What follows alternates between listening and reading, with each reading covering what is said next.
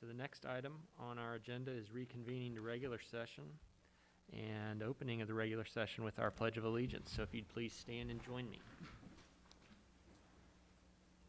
I pledge allegiance to the flag of the United States of America and to the republic for which it stands, one nation, under God, indivisible, with liberty and justice for all.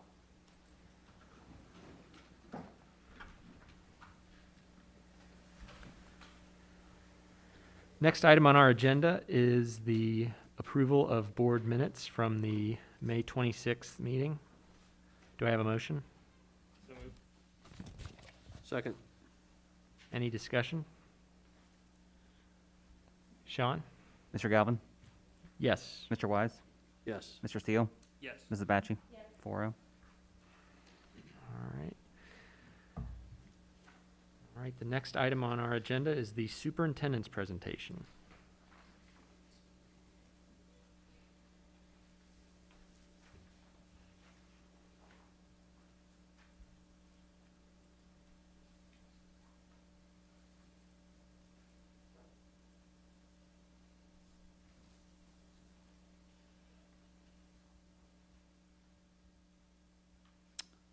All right, one second. Let me just pull it up in front of me on my device so I can see it as well.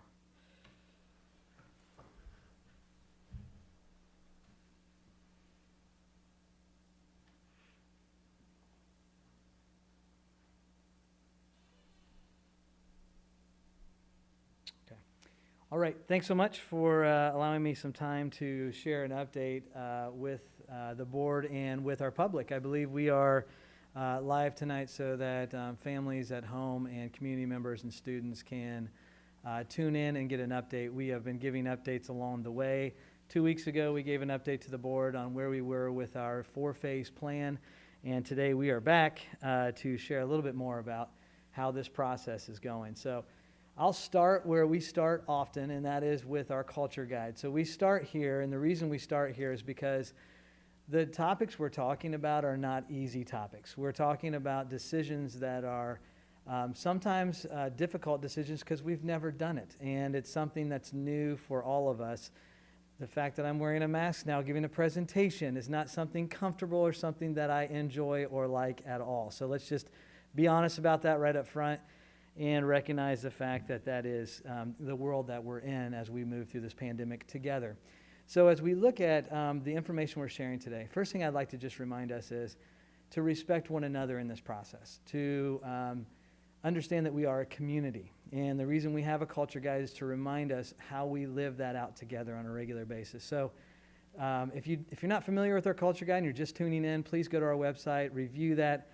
It really does spell out the way that we would like to live together as a community as we make decisions that are both easy and decisions that are difficult. So as we move forward, go ahead, Tracy. If you're just tuning in for the first time tonight, it's always good just to know what's going on. So we did have a 4-phase plan, and we're moving into phase 4 tonight. That 4-phase plan started back in March when we had to make the decision to close down our physical buildings and to move our complete programming online, and we did that remote learning. So when we did that, we made that decision, we actually started to engage our community in a process to find out where everybody was and how we could return back to school at some point in time in the fall. So as we've gone through that, you've seen investigation and learning, ideation and prototyping, planning and communicating, and then now we are at the investment and implementation stage. We've engaged lots of people in this process, probably more people than most do in a decision-making process, but it is something we believe in here at Mason, that we encourage as many voices to come out and share their feedback. You'll see that we've had focus groups, we've had surveys, we've had family groups, we've had student groups. We work closely with our staff, closely with Warren County Health Department, and also with superintendents and districts across the state of Ohio and across the country, in helping us to navigate how do we make the best decisions for our kids and our community under the circumstances we have. I also want to reference, a lot happens every day. So new information comes out, and we're always trying to work with the information that comes out. And as a progressive school district, we're always trying to work with the newest information. So as you've probably heard reference at some point in time, the American Academy of Pediatrics did come out, and they shared very clearly they want kids back in school. They know that it's the right thing to get kids back in school. They also recognize that if you can't create a 6-foot distancing situation, that there may be a need for some face coverings to keep others safe in that environment, whether it's the adults in the environment or those with compromised immune systems. So we are looking at that information and trying to make sense of, well, how does that inform our decision making as we move forward as well? We've also had guidance from the state of Ohio. So as you've heard me talk 2 weeks ago, I told you very clearly that we had 0 guidance from the state, and we expected that to come out a few times. On Thursday, we had a huge document released to schools, giving schools guidance on how to make decisions on returning. And some of those pieces of the guidance were not surprises at all. Some of them were pieces that I'll talk a little bit about through our presentation. But one piece that we always want to point to is one thing that Governor DeWine did mention is that there is still local control in terms of some of the decision making that's going to be out there. We understand that there's guidance across the state, but there's also a lot of creativity that happens within our district on how we play that out. And hopefully I'm able to highlight some of those decisions that we have made as a local district here. So as we go to phase 4, investment and implementation phase, let's walk through some of the things that that means for us. First and foremost, as you hear me talk about all the time, we are a community, a school that is focused on our community voice. And we heard, as we came out 2 weeks ago, we had a green and a red visual on the top of our screen here. And we said basically we are going to be either in school or we're going to be on remote learning. Before that, we floated out a couple different blended model options. And we heard lots of feedback, and we had some concerns with how to implement those blended options. And so as we went back and looked at the feedback that we got over the last 2 weeks, and we listened to our families, and we also worked with schools around to look at logistics, we said, you know, I think there's an opportunity for us to find a middle ground on a blended option. I'm going to spell that out in a little bit and what that looks like. But remember, option 1 is that you are selecting as a family to send your kids into our schools 5 days a week. That is what we're hoping for. We are hoping to be back in school, just like the American Association of Pediatrics said. I mean, we're in the same place. We want our kids to come back to school, and we want to do that safely. However, if there's anything in our plan that does not feel like it aligns with where you are as a family, we want to give choices, and so we will have an option 2, and that is the online option. And so we'll talk a little bit about what is an online option and what does that really mean so that you can make that decision the best you can. As you look at option 1, we also received guidance at a state level about a leveled system. If you're not familiar with the leveled system, I encourage you to check out the information on the Ohio COVID site. It's laid out clearly on what this system is and how the system actually lays out data points to make decisions by county. So again, trying to isolate and look at counties instead of looking at the whole state as a decision, instead of a one-size-fits-all policy across the state. I believe they're trying to look at counties specifically and give a little flexibility in that. So as you look through that, currently sitting here in Warren County, we are identified as a level 2 on the map. So that's something that we're watching. We're just learning this information, and there are 7 data points that trigger these different levels. So again, I encourage you to take a look at those. Those are listed on the ODE site, or Ohio's COVID site, so you can learn more about that.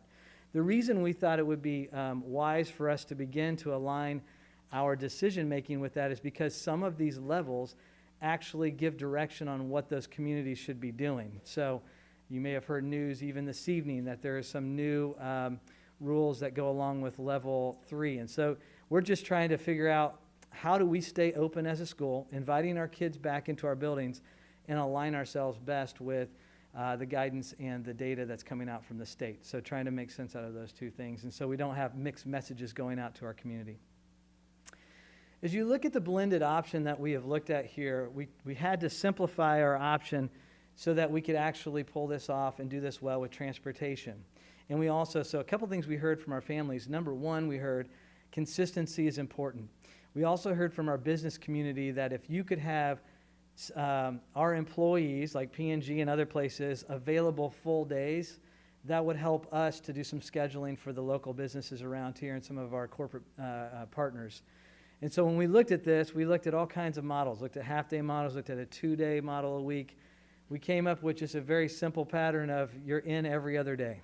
So 50% of our students would be in every other day. So if you're in group 1, for example, on this calendar example, if we were in the blended option at 50%, and that was something, and there'd be reasons for us going to that, we would work with our local health department to decide that, but that would help us with spacing and some other pieces. We would move to this model, and we would also publish that entire year so that you would know if you're in group 1, you know what days that is. So if we made a decision that we would need to go to a 50% capacity with less kids in our buildings, you would know already what those days are. So you could work with your employer and say, you know, there's a chance that it's looking like this, that at my school may go this direction. I'll be in 3 days next week, 2 days, or whatever that works out. Trying to give some predictability for those transitions for families and support families and some of the feedback we received. If you choose option 2, you move into an online option.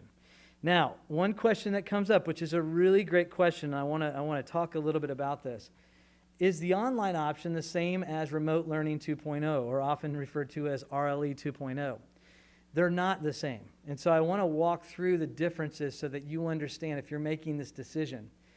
RLE 2.0 is a part of option 1. That would be, if you look back at this chart, if our county and we determined that we were under this level 4 where we were going back to a stay-at-home kind of a model, or we had employees, a certain number of employees or students that were ill or not able to come to school, we would move to this model. So for example, just a real practical example, if we don't have enough bus drivers, we can't pick our kids up, we would need to decide to go into this model so we can continue to learn, continue to engage with our students, and do that well. So that would be RLE, or Remote Learning 2.0. Again, that's with the teacher and the students the teacher has. So the teacher be working with those same students. In K6, if you look at this model here, there's synchronous and asynchronous learning with their teacher. So last year we did a lot of asynchronous learning here where they basically are not learning at the same time of working face-to-face with a teacher. In this model, we'd have much more of that face-to-face contact through, obviously, screens and different resources to create more of that experience for our students with remote learning. It'll be the same students they have in person. Same thing with 712. Those students that are reporting to the school, if we went to this remote learning, they would be with those same teachers, working with them, and they would be connecting with those teachers at least 2 or 3 times a week throughout that, so that they had that conversation piece back and forth in that direct teaching. If you're choosing option 2 in online learning, it looks a little different at K6 than it does at 712. So in K6, if you're selecting this, you would be looking at this carefully and saying, okay, so we are using our Mason employees. We would have a Mason employee, a teacher that is actually designing the actual experience, and we would have other Mason teachers that are facilitating that experience for the student. There would be some mostly asynchronous opportunities for learning, but there would be some synchronous. So that's more similar to the remote learning than 712. In 712, in order for us to continue to offer the vast amount of experiences that we give our kids at our high school, we had to look at an online platform in order to give that many options. It was impossible to staff a fully, we would have to really cut back on the quality of our experience for our high school kids if we only had 2 people, for example, trying to build that whole entire experience, or even 5 people. So we looked and we had our learning experience team review every online platform we could possibly find and look at through the lens of what is Mason quality, what's the expectation of a Mason family and a Mason student here. And so School PLP, which stands for Personalized Platform, School Personalized Platform is the platform that we selected as a team. So I give a lot of credit to our learning experience team for looking through those. They looked at about everything you could imagine out there, and this is the one they felt like gave us the most variety. And at the end of the presentation, I won't go through it, but you can go through the end of the presentation once it's released, and you can look at all the course selection that offers, and you can then compare that to others and see how we came up with that decision. There would be, and at the end of the presentation, if you stay tuned, I'm going to go through exactly what that looks like for a student, because there are Mason teachers that are actually connected directly to students during this experience as well. And students have access to some of our core content teachers that will be helping support them in this process. So it's not like we're just putting them online on a platform and turning them loose. We're actually supporting them with Mason teachers. So you have both, the best of both worlds is what we try to create there for that. So I'll come back and talk more about that as we go on in the presentation. This year and every year, we do something called OKRs, which are objectives and key results. It's a way for us to be accountable and transparent to our community. We set objectives, and then we set key results to accomplish those objectives. One of our objectives this year, as we look through the landscape ahead of us and the challenges ahead of us, we established that we want each learner to feel emotionally, physically safe, supported, and empowered to pursue worthy challenges. That's a pretty ambitious, overarching objective, but we have specific things that we're going to be doing to help us accomplish that. I want to give you an example of one of those.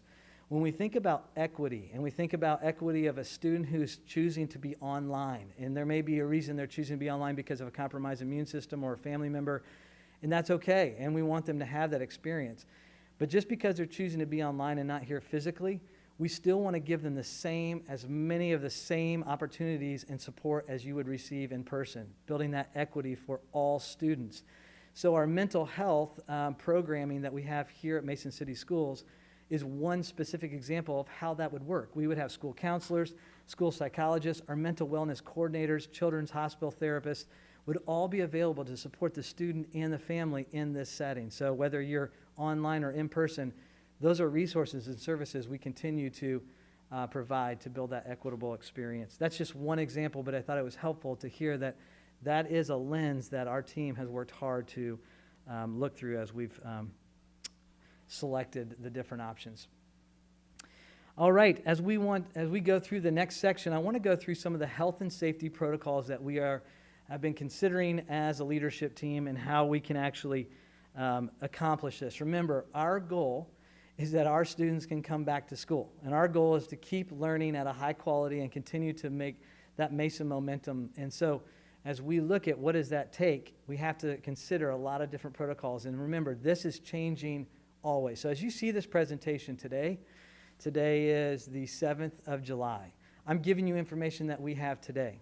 I know that information will most likely continue to evolve and change, but I'm giving you the best information we have to guide our decision-making as we go forward. One of the things that we're going to do, and you probably know this, is we're going to have enhanced cleaning protocols throughout our buildings.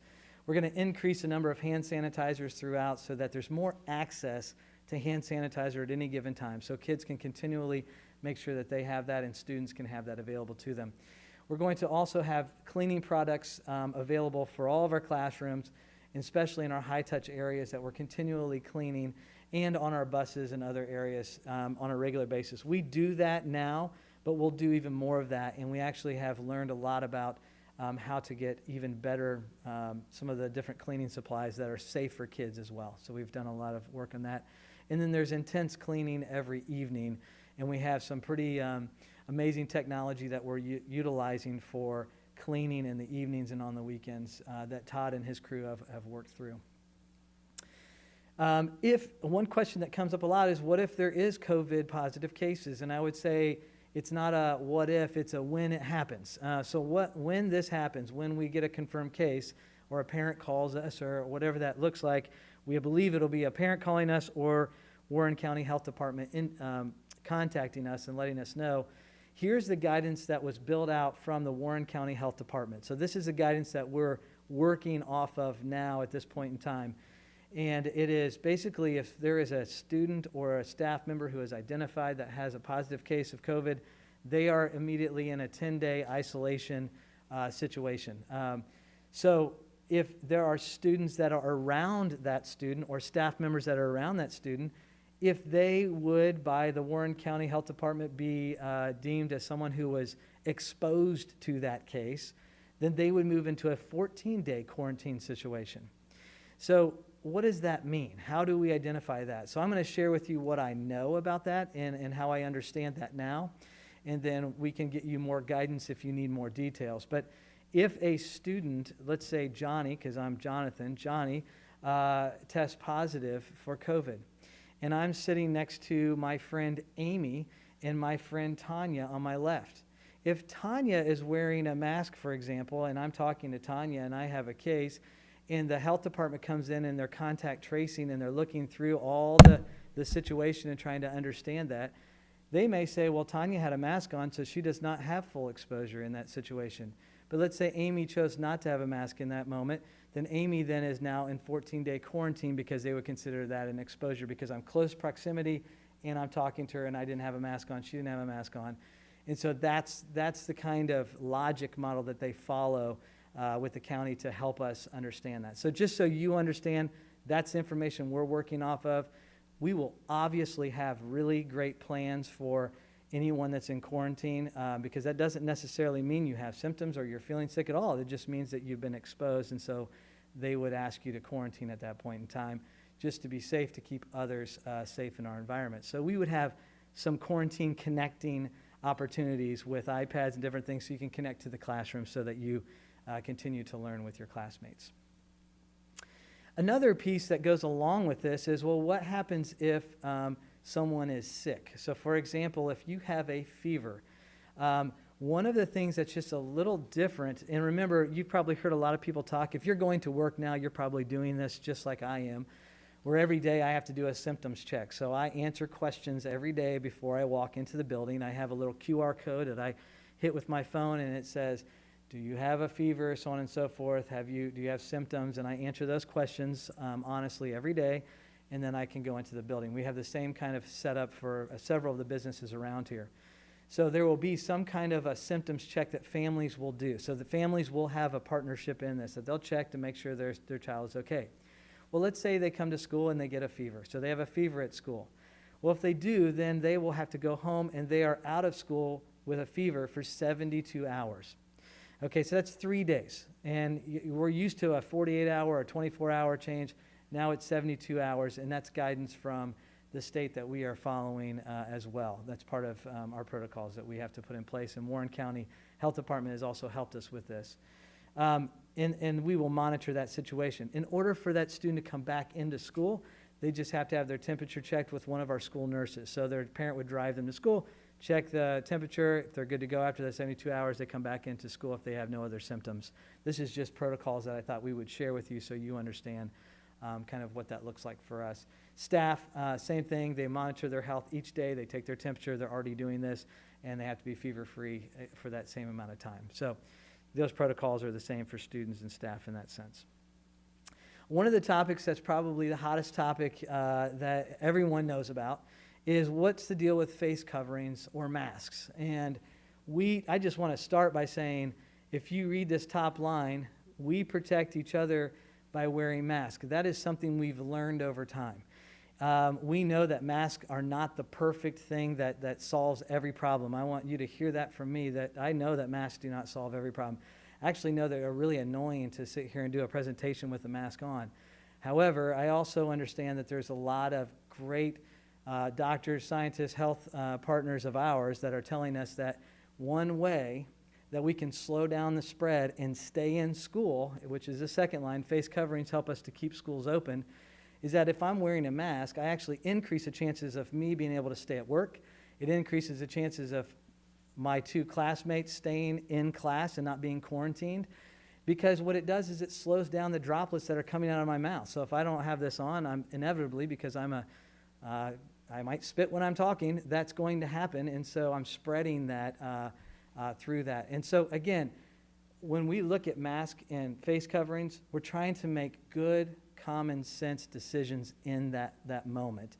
We're also trying to listen and learn from scientists and health professionals around the state, the country, and also locally, and working closely with our local epidemiologist expert from the local hospital, as well as the Warren County Health Department, and trying to figure out, how do we do this with kids?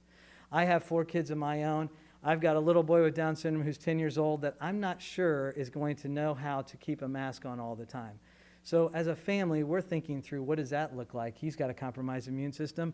Do we just do that? Do we not? So we understand the decision is not easy. I empathize as you're sitting out there, and I've talked to several families this week who have students who have compromised immune systems, and they've asked me, Jonathan, are you going to require masks? What are you going to do with that?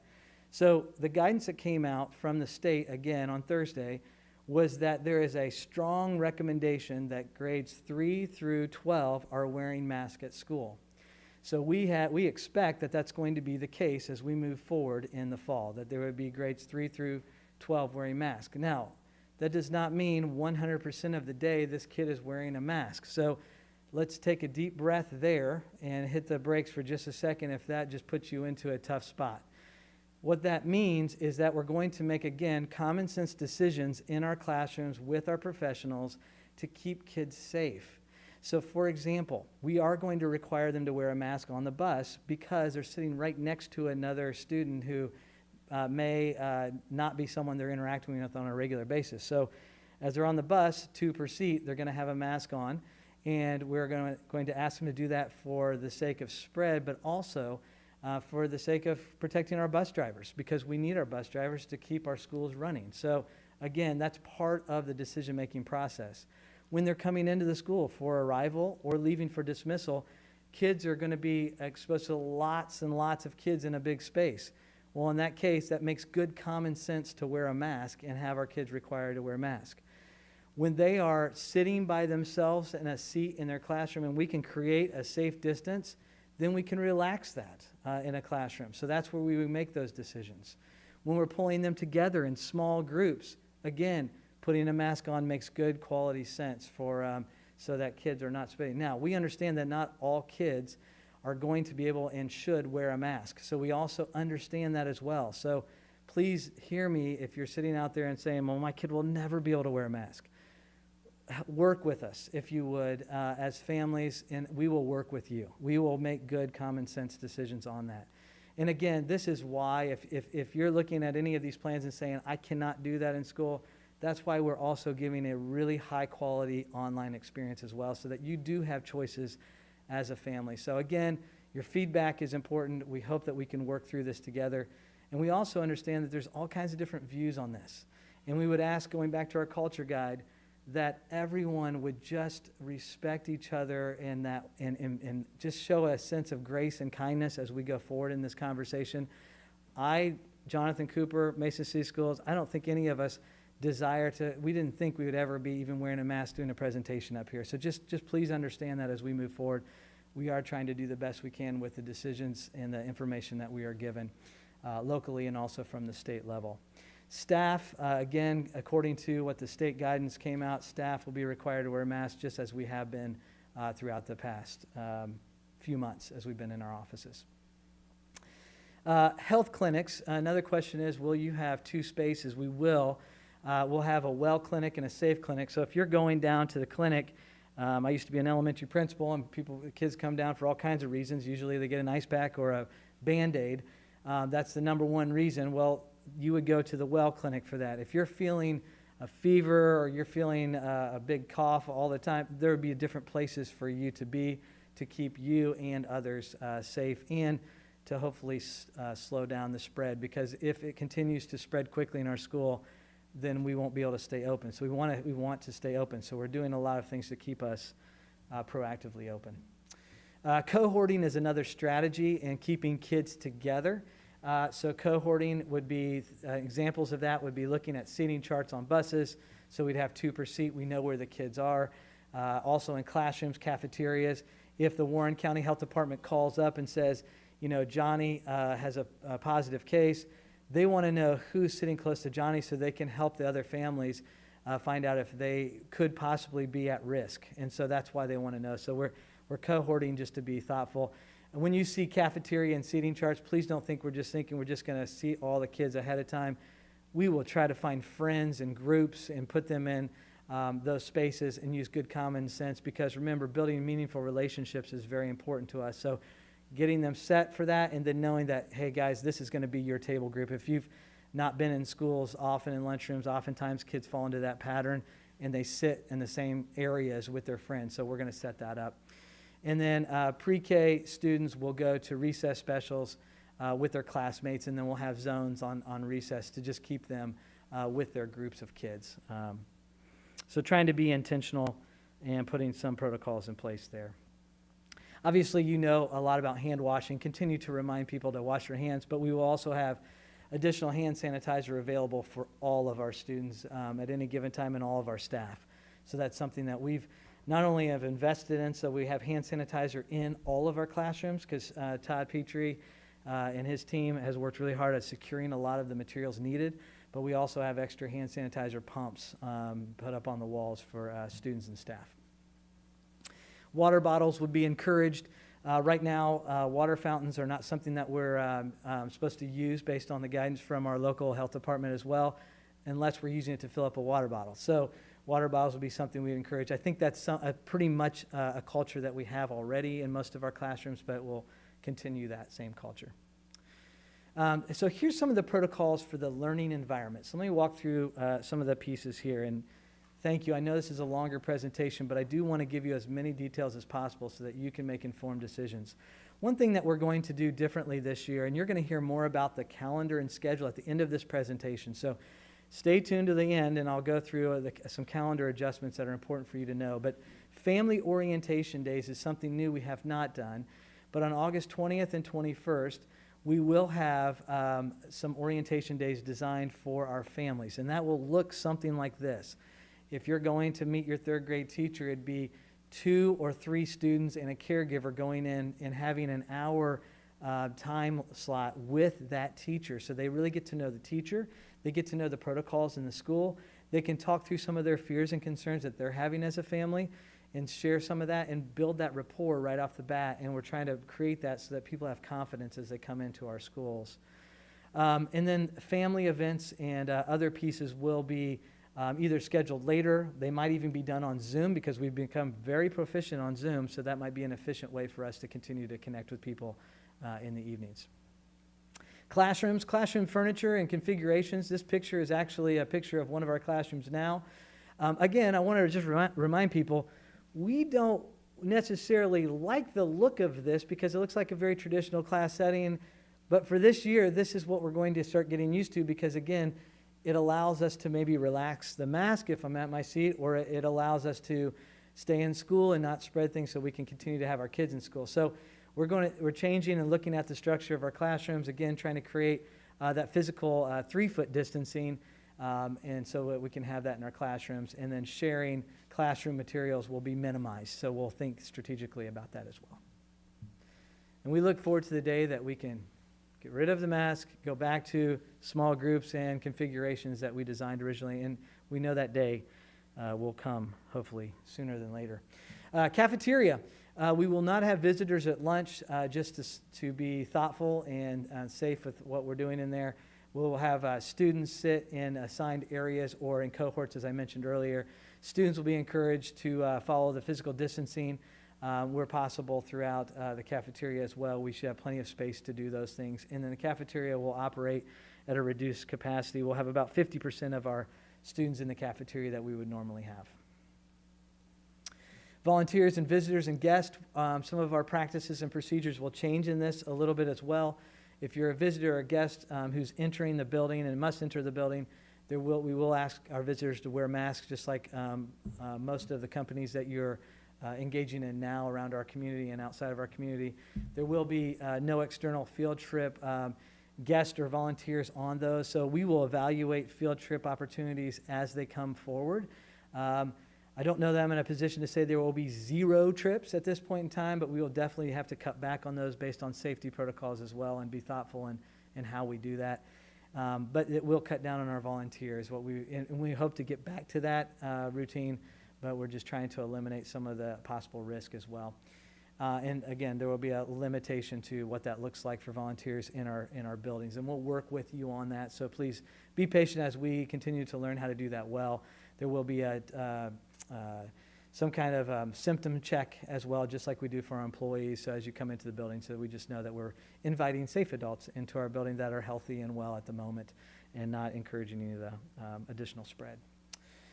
Perfect attendance, something that we've had for a very long time. Because of everything we have going on, it seems like the right decision for us to not have perfect attendance. We've been asked by the state of Ohio not to have that because we don't want to encourage someone who's feeling a little sick to come to school just to get that award. So we'll talk more about this as we go forward, but we want to let you know that that's something that we'll be putting over to the side for now, so that we encourage people, if you're not feeling well, to stay home. Option 2, so please tune in closely. If you're considering option 2, which would be the online option, let me walk you through some of the details because it's really important. And I want to start by giving a lot of credit to our learning experience team, Shauna Buemiller, Chrissy Huffnagel, Amy Brennan and their crew, and all the learning coaches and teacher leaders. They have worked really hard to, again, back to that whole idea of equity, to give the best possible online experience. So there's 2 different camps that you could be in. You could be in the camp where you say, well, we just don't want to promote the online, so we're not going to pay a lot of attention to it. Or, no, if kids are going to be on online, we want to give them the best experience possible because Mason quality matters to us. That's the road we chose to go, which is, let me walk you through some of what that looks like. The first one is the K-6 model. So if you look at this model, I believe it's a very innovative model because we looked at a lot of different things. It's also very cost-effective as well. But we have grade-level online content designers. So we have actual grade-level experts that know exactly what needs to be done at that grade level. They're good at what they do. They're Mason teachers, and they're going to help design that content experience. We also have grade-level instructors. And so you have the experts that are designing, and now you have instructors that are actually helping implement that with the students. So these are students that are online, and we have all kinds of support set up for them so that you have both asynchronous and synchronous opportunities to engage with and support those learners as they're online. It sounds very similar to the Remote Learning 2.0 because the reason we set it up the way we did is so this model actually builds great content and experiences so that when we have to, or when that day comes, when they move us into remote learning as a district, we already have a framework that's built out ahead of us that other teachers can lean on, and it supports our K-6 teachers. So it gives them a head start, and it supports teachers. So if I'm a teacher hearing this, this is great news because you're not going to just be asked to figure it out on your own. We actually have a whole system set up to support you in that process. We did not have this back in the spring when we first transitioned, so that was very difficult for teachers to pick that up. But this will set you up for success and give you support. The K-6, you see there's daily morning meetings where they're connecting. There's small group focus instruction and course, so they have small group time with that instructor. And then there's also asynchronous learning where they can continue to learn about things on their own at different times. So they have a little bit of both of those opportunities for kids. 7-12, and if you have any questions about any of these, please feel free to reach out to us, and our team would be happy to work with you, and I'll connect you to the right people. In the 7-12 model, again, our team spent a lot of time evaluating what's the best online resource available for our students to give them the Mason quality, and we reached out to lots of schools around the country. This is the one that we felt matched and gave our kids a lot of opportunity. So you can see in this model, you have core content area online instructors. So you have these core content instructors that know the core content, they're available, they're a resource. You also, and these are Mason teachers, you also have online student learning coaches. These are teachers who are helping facilitate the online learning. They may not be a science teacher, but they're supporting you as a student through your whole learning experience. So as you're going through science, social studies, and all the things that you're doing, this teacher is your guide that's checking in with you on a regular basis, working with you and your family to support you in that. It also gives our teacher, who may not be able to be here in person, the opportunity to continue to do what they love in connecting and supporting kids in their learning. And then they also have access, along with the student, to core content instructors. So they have a resource, and those are Mason teachers, while having this high-quality school PLP option, so they can have all those options on that online platform. So again, we're not just sending kids off on online, we're actually building a whole support system around them and then supporting them on that high-quality online platform. I think I ran through some of these, but there's a wide variety of courses that are really important for us. That was one of the criteria. We really wanted to make sure we had a wide variety. There's a lot of asynchronous and accredited online courses in this, which I think our students will appreciate. And then there's also synchronous learning, which I know we got a lot of feedback on how can we increase our synchronous opportunities where our students and our teachers get to interact. And our students really wanted more of that, and our teachers did, so we've created that in this setting as well. These slides have a lot of information, so I encourage you to go through them, but it shows you the course selections that this platform has on them. One of the things I know that was, when I asked the team, what's one thing you really appreciate about this, is just the wide variety of even world languages that it offers our students, knowing that's important to Mason quality. So there's lots of things here. I encourage you to go through them as you're thinking through, is online maybe a better option for my family? This may be. And if not, then obviously you have option 1 to be in person as well. Now, one question that's coming up a lot on our team is, what is the financial impact? I know that Mason City Schools passed the levy. Then I know what happened after that within weeks is the governor came out and cut our budget and cut $2.1 million out of our budget. And now we have all these things going on, buying sanitizer for hands and looking at all these pieces.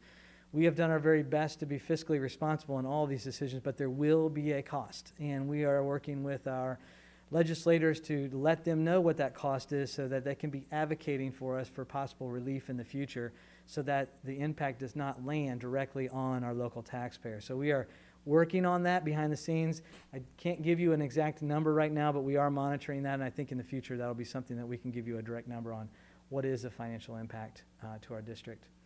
So on this slide, I want to walk you through what the calendar will look like as we return in the fall. Okay, so as we look at all the things I shared with you, which you might be thinking, that's a ton of information. It is, and I give a lot of credit to my team. They work around the clock on this, and I give a lot of credit to other districts who are doing the same thing. This is not easy work. It's very challenging, and it's not something that we just do on a daily basis. It's very difficult to figure out what the future is going to look like when the future continues to change. But here's what we are currently proposing and asking our board to consider even tonight is our calendar. So as you look at this calendar, we are slated right now, before presenting this calendar, for our staff to return on the 12th of August and our students to return on the 13th of August. Because we're just now getting information from the state, that's guidance, and other places, and we're just finalizing our information, we still need time to do this well. And so what we're going to do is something called a staggered start to our school year. Instead of moving the entire year back, we're thinking this staggered start gives us the kind of runway that we need to do this well, to build the confidence in our students, staff, and our families, to show them that we can actually do this and do this well. So staff professional learning will be happening on the 12th, 13th, 14th, 17th, 18th, and 19th. 6 days of dedicated time for our staff to come in to learn more about protocols, to learn more about, well, how do I transition from remote learning, from in-person learning to remote learning? How do I support my students? What if I have a student who's quarantined, but they're okay and I want to connect with them? So we're going to go through all of that, plus we're going to go through some of our OKR work, which is our big rock work with inclusive excellence, and what does that mean this year? Culture, personalized learning. So we'll set the stage and set us up for success and make sure our staff is set up in those first 6 days. Then we'll have, on the 20th and 21st, as I referenced earlier, we'll invite our families in for a very, very small group orientation with their teachers. So 2 or 3 students, again, with their guardian, will come in, learn more about the experience, and get to ask questions in a small group. Teachers will be able to get to know their students. They'll be able to get to know a little bit about maybe some of the concerns the family might have in that moment so that they can talk through and problem solve that before we actually have kids come back in person. So that's 20th and 21st. On the 24th, we'll do our very first practice at this, where we invite Group 1, or 50% of the district, back to all the students to come in person. So that 50% comes in. I'm a teacher. I have half my class with me. I work through all those things that you want to work through with your kids at the beginning of the year. You set up those systems. You build those great relationships. You establish community. And that happens on the 24th. Then on the 25th, we have the second group. Group 2 come in. And then you do the same thing with Group 2. And then and Group 1's at home. And you've given them some things to think about and to work on. Then on the 26th, we'll have a whole district remote learning day. That remote learning day is a practice for our systems, to make sure our systems are working, to make sure the technology that you may have taken home last year is still connecting in the way it should. It's a synchronous day. Teachers are going to be online the whole day with students, but the teachers are also going to be learning what's working, what's not. So it's an orientation day to practice that. in case we're forced to go to that quickly. And then the 27th, the first half, group 1 comes back in person. How did that go? What things do we want to problem solve? And then on the 28th, group 2 comes back and does the same thing, where we have a moment with them to figure out anything else that they have questions about and set up that classroom community. And then on the 31st of August, all students that have selected option 1 will come back in person and go through what our normal will become. During these same days, you'll see on our chart that online learning for all students that choose option 2 will begin on the 24th. So there's that same kind of connection with those students, and getting them going and off the ground will start on the 24th. And so we can problem solve those and move forward. So everything will begin in that same zone. And online families will have their orientations on the 20th and the 21st as well. So a similar schedule as we move forward. All right, so next steps. So here's the next steps that we're asking families to do. We're asking families to register their children for either the option 1 or option 2.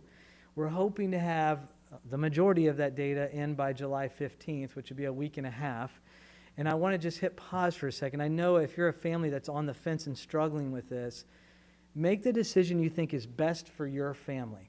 If you have questions, let us know. If we've not answered a question, please reach out to us. If I haven't talked to you yet, or I'll have one of my teammates call you and walk you through, and we'll take as much time as we need to and can to walk you through what we know.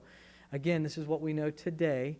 The reason we're asking families to register is for a couple reasons. Number one, we have lots of planning to do, and we really need that data 4 weeks ago, to be honest, to do all the planning that we need to get done to do this well. And the reason we need it is because of transportation. We need to know how many kids are going to be riding buses so we can build that schedule out the right way. We need to know how many kids are going to be here in person so that we have the right staffing set up.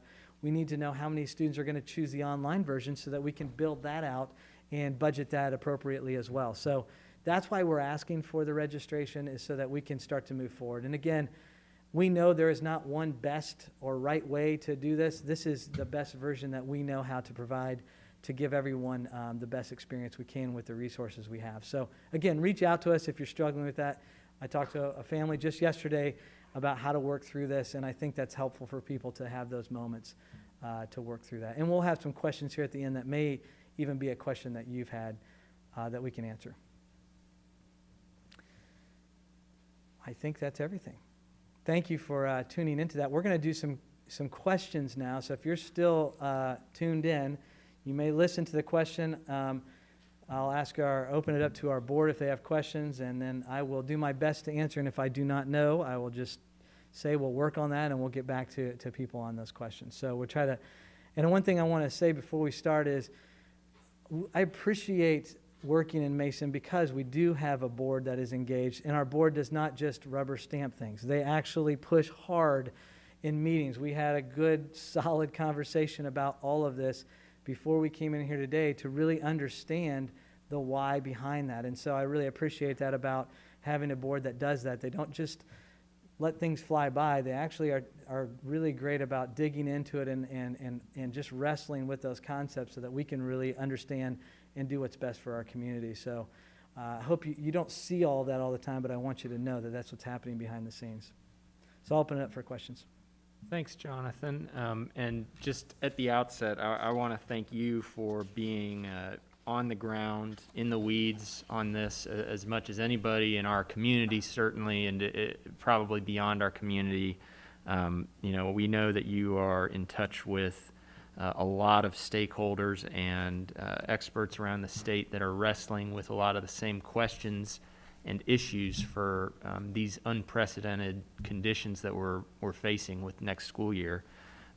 I did have a few questions. One that I wanted to lead off with. One of your slides talked about the attendance awards and kind of disincentivizing the temptation to come to school when sick.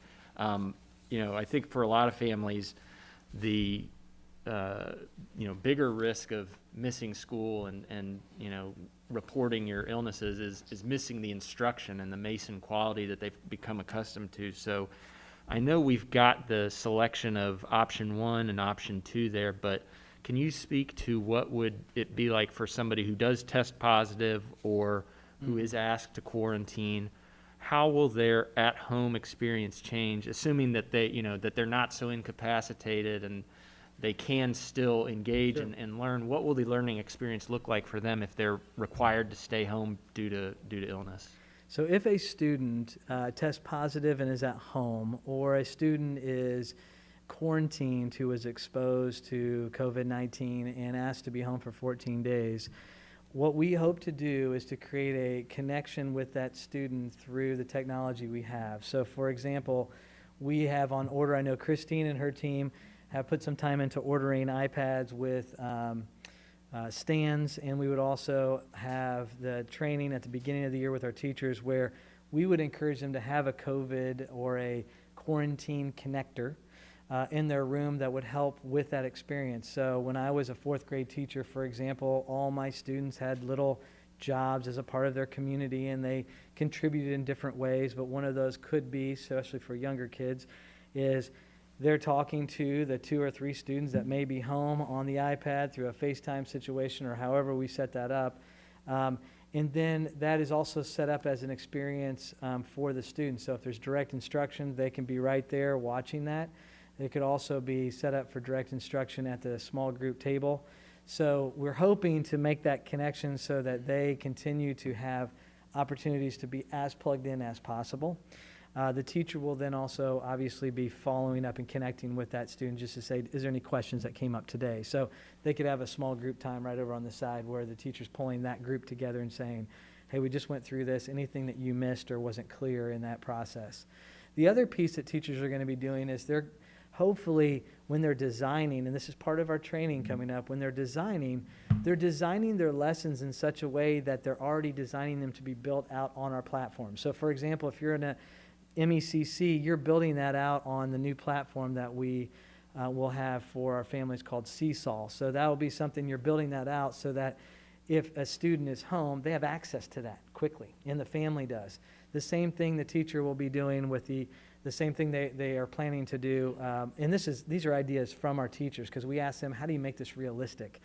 And so they'll be building that information out on Schoology so that in the case that we would go to this, or in the case of their kids home, the teacher doesn't have to double up their work. They're already doing that and building that out in those systems. And so that's part of the planning process that we hope that keeps people connected, and it doesn't double up the work that we're asking our teachers to do as well. So hopefully that's a good experience for both. I had a couple more, but Yeah. I'll you touched a little bit on the expectation of masks in the classroom and around school. What will that look like for outside of the classroom activities, extracurriculars, sports, Sure. band, theater, chorus, choir, orchestra, question. things like that? Yeah, so how will the mask piece look outside of our building, especially in extracurriculars? Well, the good thing is we've had a chance to test drive that. So our band, as you can imagine, we have a nationally ranked band. So when they do things at a grand scale, and they have a group of parents that worked really diligently to set up protocols in place to help them. So students are already wearing masks that are a part of that, so that's already part of our marching band experience. They have small groups already established. They even do some of their training online. So they do that whole program has already been built out in that experience. For our athletes, the same thing. I met with several of our coaches just yesterday with the Warren County Health Department, just understanding, okay, so if we did have a case positive, because there's so many schools around that have had positive cases for their football teams, for example. Well, we haven't had that yet. We anticipate that's going to come at some point in time. So then how do we thoughtfully make decisions so that we're not shutting down the entire system, but that we're being thoughtful in the way that we go about that? So I know Coach Kastner has protocols in place when students come. They have symptom checks set up. If a kid does have, they're really trying to break that stigma of, we live in when I grew up in my family, you push through anything. I don't even think we had a family doctor growing up. I mean, I probably broke a few bones here and there. My family just said, just go for it. That was that mentality. And I think, as an athlete, and I played sports, you want to be there no matter what. You saw Michael Jordan. He was sweating out a fever and everything when he was playing. Well, we're trying to really just be like, hey, guys, it's okay. This is different. It's a different setting. If you don't feel well, take the break. And so that we don't have to shut down our season or shut down a game or shut down our practice. And so really trying to change a little bit of that narrative around this, understand that this is a little different than anything we've experienced before. So that's what the experience is looking like now, and I think our kids are doing from everything I see, they're doing a great job, but if you see something different or someone does, usually they let us know and we look into that right away. Jonathan, just to build on that, and I have some other ones, but I think, I think it will help in this case just to try to answer some of the most obvious ones. Like, are we going to have a situation where two teams tackle each other on a football field under the lights on Friday night? I mean, is that possible when we have these kind of protocols in place during the day at school? I assume they're not going to wear masks under their helmet. I don't think so. Not that you have the answers, but I'm just using that as an illustration Yeah. that most of this is impossible. So I applaud our coaches for being as flexible as they can, and our families that invest a lot in athletics and band and other extracurriculars that do our best here to try to accommodate all we can. But as of this day on July 7th, it appears that we've got a little bit more restriction than we thought we would. So on the point of sports, though, there is specific guidance on, because when they opened up, remember, non-contact sports at first and practice They did. only, and so there is some guidance that, could you speak to that about? Yeah, OHSAA has, I get the practice. I get the preparation and the practice. My question is, when the football gets kicked off, is it, are we going to have that first game? I think is it St. X that we play first? I can't remember our first. Oh, this is scrimmage, but that's our first scrimmage. Their team, I think, might be in a quarantine situation right now. So that's a great question, Kevin. I don't know I'm not asking you for the answer. I wish I could tell you. Using that to illustrate that, just those are don't know. obvious questions that are on people's mind is, hey, if you're going to make my kid be in a mask at school when I'm really not hitting or touching someone else intentionally, is it going to be consistent that we're playing football? And so.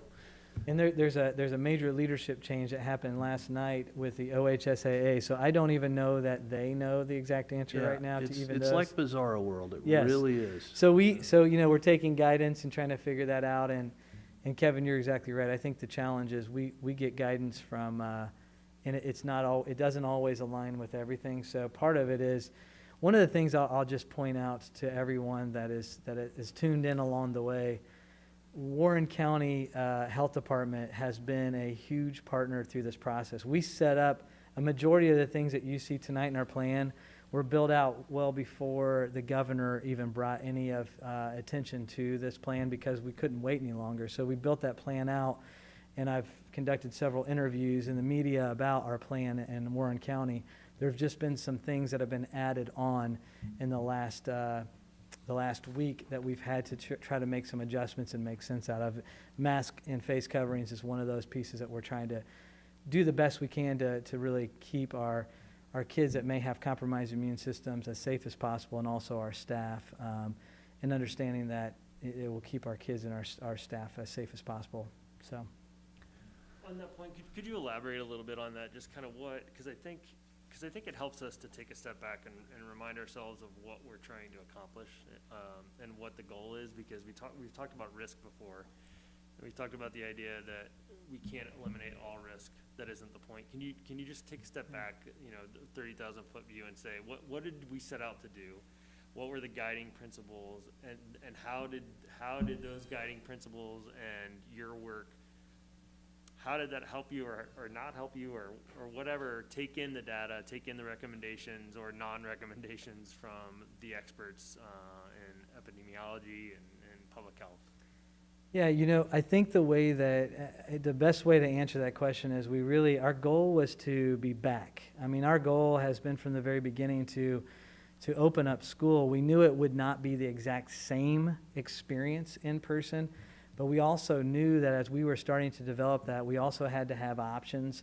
So we wanted to create options for families so that families were not put into a situation that they just did not feel comfortable sending their kid. And we have, as you can imagine, I have emails stacked up that say, don't open any doors to your school, to don't have my kid even look at a mask. And so I've got both extremes.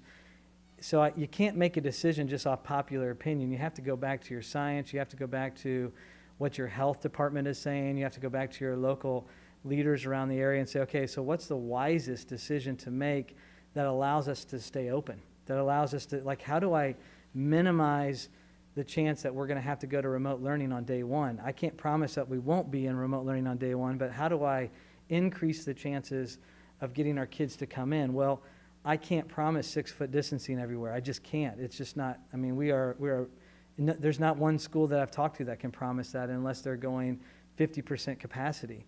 So in order for me to invite everybody back in, I just say, well, 3 foot. Well, we're getting guidance now that 3-foot distancing is better than they thought with kids. And so we're using that as new guidance and new science to do that. But they also recommend with that, the more you wear a face mask, the better chances you are to not have to go into quarantine. So trying to weigh those pieces out and say, okay, so what does that mean for us? How do we continue to stay open and using this guidance? So that's our goal, is to create the best experience we can for our kids, to create confidence for our parents, to live out our culture guide by caring for others. I know for a fact that we have students that have major compromised immune system. I know that because I've talked to several of those families. I know that we have staff members that are nervous about that as well. So we're just trying to be thoughtful in our approach to that. We're not trying to force people into situations they don't want to be in. We're really trying to give those good options for them. Jonathan, so is the screen that's up right now on the video as well? It is. I believe it will be on the video right now. Okay. Is that, yeah? Yeah, so I wanted to I want to orient myself and maybe others that might have this question. So what we're doing on July 15th or before, or is it open on July 15th or is it by July 15th? I believe it's going to open tomorrow. Okay. And is that I'd right? give an update on that. Families will get a email from me by 6 o'clock on Wednesday night. Perfect. And they will have until 11:59 p.m. That's on tomorrow- July 15th. Tomorrow night?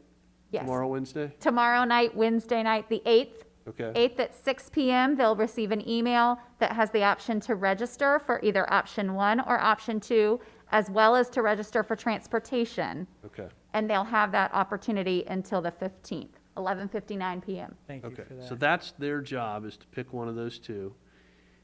Are You there, register for transportation, because that's a change, right? We didn't previously, it was presumed that you would be getting on the bus. Well, we actually, when we surveyed, we asked people, we always said you would be registering for transportation as well, to let us know if you're I comfortable. mean, it changed from years past. Yes. Last year, we did not have to register Yes. for transportation. That's Just- correct. just to flag that, I didn't mean to drop it. Yeah, everything's, we're just trying to get a sense of the numbers. so that's what we're going to choose.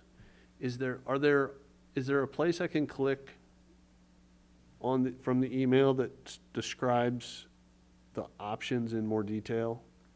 Yes, we'll have a guide, and then this presentation will be there, as well as the link to Mr. Cooper's talk tonight. Okay. So now I've selected option 1. There are 3 circles in option 1. As a parent, I don't choose those circles, Good, right? good point. Yes. Yes. I choose option 1 or option 2. Then you, with input from the authorities, determine whether option 1 can be in person, in buildings 5 days a week, a blended option, which is the group 1, group 2 option, or Katie bar the door, we got to all go to RLE 2.0. You've got it. In the next slide, I don't know, Tracy, if you could forward the slide 1, just to the local health department. Okay. They would help us with that. Now, at the time, if we were to do that, and since we live in this world, we got to think of every scenario. Yep. If we're in RLE 2.0 by September 10th, Mhm. are the students in RLE 2.0 and in the online doing something completely different at that point? They're on different platforms. So it depends. So to answer the question clearly, K-6 could be a little closer aligned because there's some architects that are working on that across the board. 7-12, you may be further along in a topic or subject that's specific to your needs. You'll still have Mason teachers supporting, but it will look different than you would if you were in person. It could be a different place in that pacing guide or that experience. So yes, that would be different in that sense. Okay. Now, if they come to the end of semester one, right, semester one, then we would reevaluate those things. If someone said, hey, there's a vaccine now and we want to, well, we would evaluate that again and have an onboarding plan for So we could that. move from in-person to blended for 12 days and then possibly go back to in-person. Yeah, if you're in the top one, I'm not sure, but if I would predict our future, which is not a good plan to do when you're on live YouTube, but I think there's a possibility, a good possibility, that there might be rolling closures in different school districts across. So if we had, like, let's say we had a certain percentage, this is what I was talking to the epidemiologist about today, if we had a certain percentage of our students at MECC, and this is true, like, go before pandemic. If we had like 20, I think it's 20%, 30% of our students have the flu, then we close the school. But before, we just close the school. So they'd be home, nothing. Now, if we had that certain percentage hit and we decide, hey, there's a bit of an outbreak happening in here, we would actually roll that, possibly that school building or possibly our school district into RLE for 14 days possibly, and then we would come back, try that again. And I don't know what that exactly looks like to come back, but the health department. I'm not asking you to predict. I'm just saying, if you're a parent Yep. and you've chosen to be in option one, then you're going to kind of flow with the circumstances that arise to the best of That's our good, yep. ability to move, you know, to change the circumstances that the student is learning in, Yeah. to accommodate whatever the conditions are around us.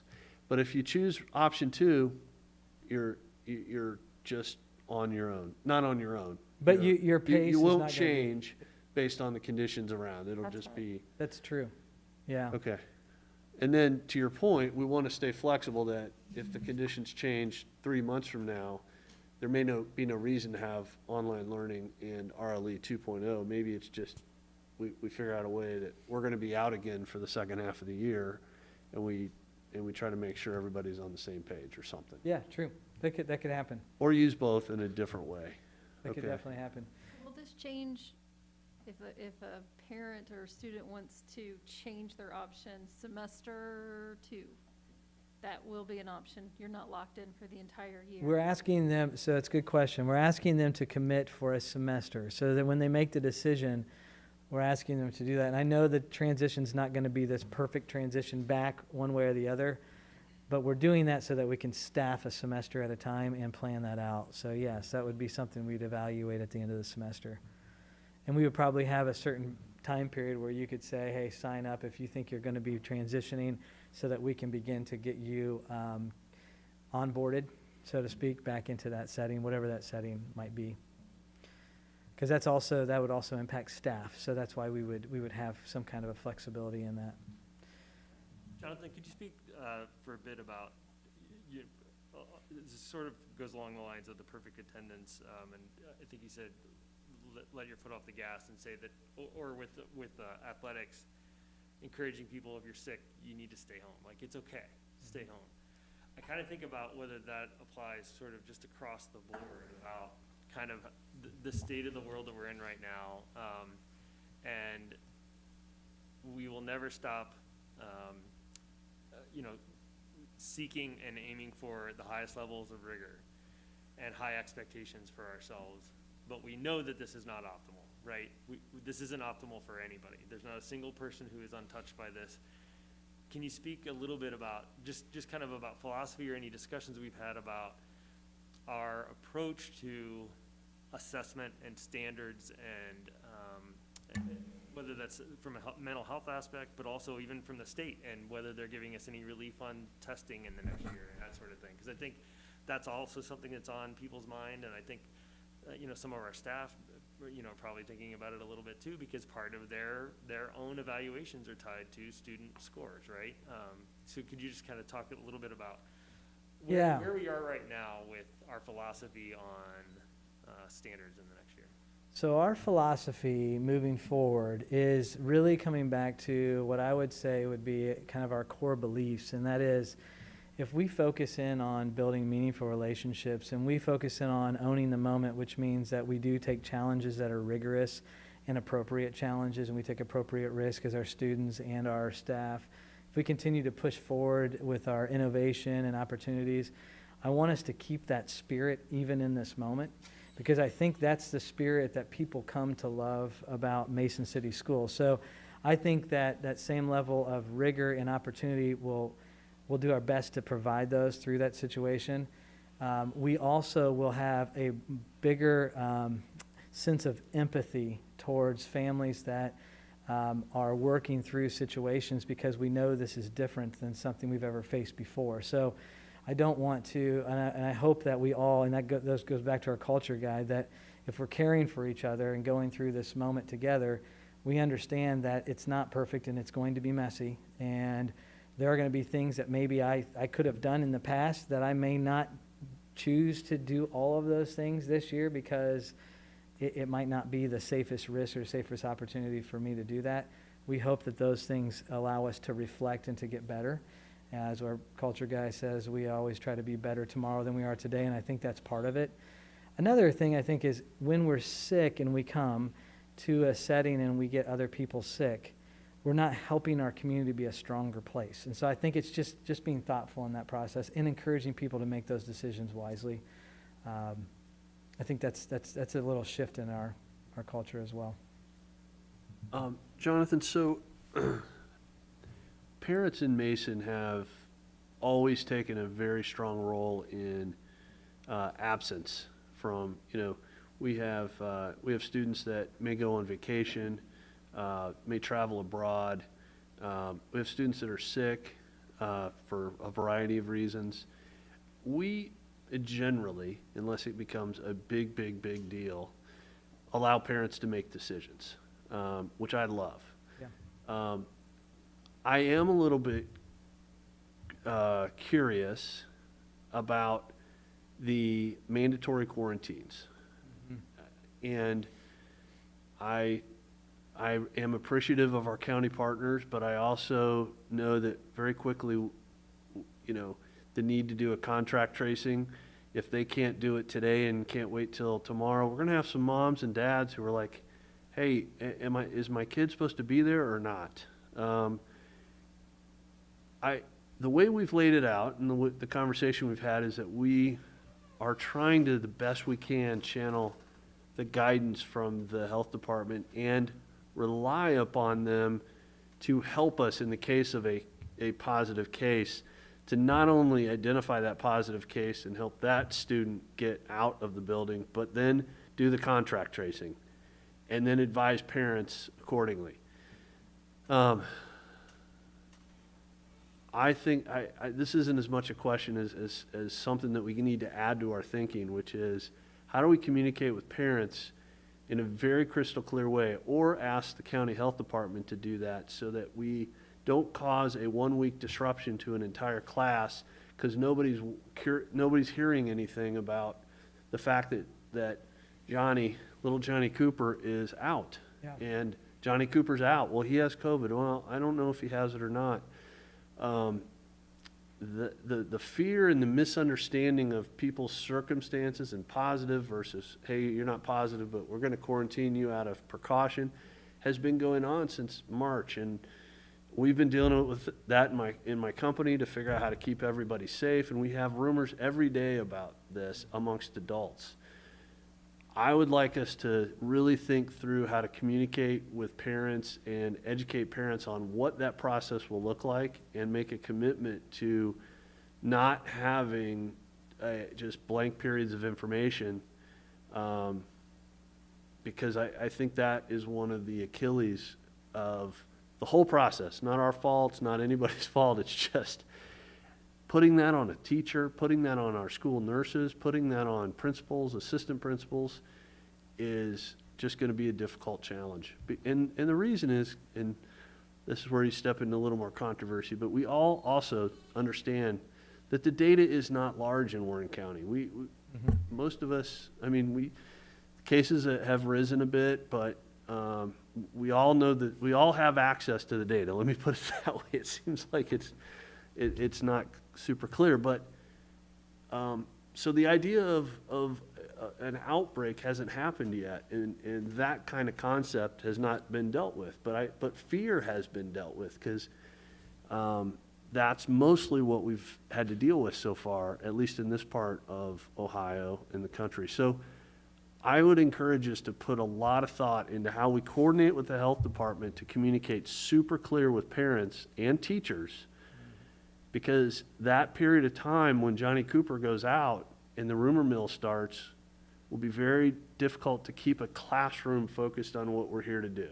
And it's one thing to keep the building open.